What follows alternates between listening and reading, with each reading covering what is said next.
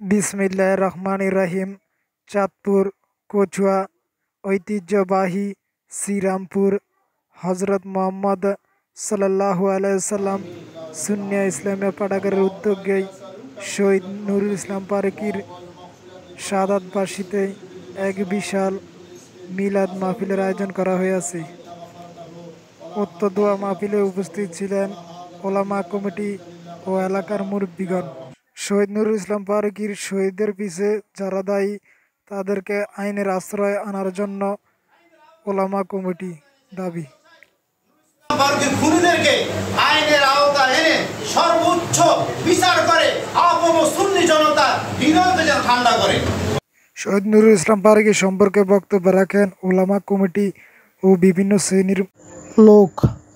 শহীদ নুরুল ইসলাম ফারুকীর যে লক্ষ্য ছিল, সেই লক্ষ্যের একটা মুখ্য উদ্দেশ্য ছিল কিয়ামতের পূর্বক্ষণ পর্যন্ত আল্লাহর হাবিবের শান মান যেন মানুষের মাঝে পৌঁছে মুসলমানদের কাছে যায়। আমরা সরকারের কাছে অচিরে দাবি জানাবো যে এই বিচারটা যেন হোক এবং ওনার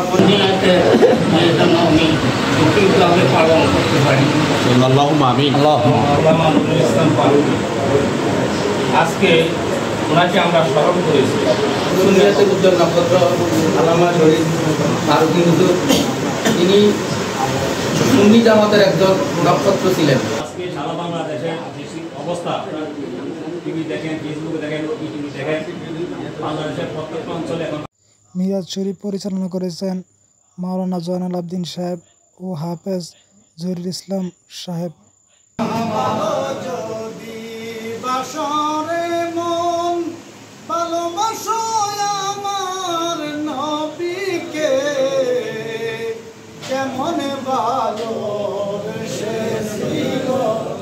আবু বকর সিদ্দিক আল্লাহুম্মা সাল্লি আলা সাইয়্যিদিনা মাওলানা মুহাম্মদ। আল্লাহ ইয়া হাবিবাল্লাহ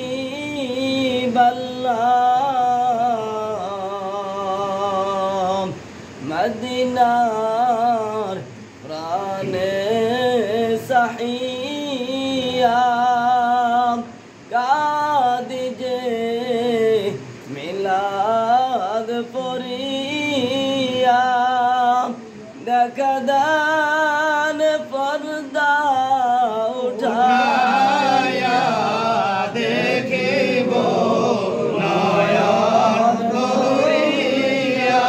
মোনাজাত পরিচালনা করেছেন হাফেজ ফেরা আহমদ সাহেব।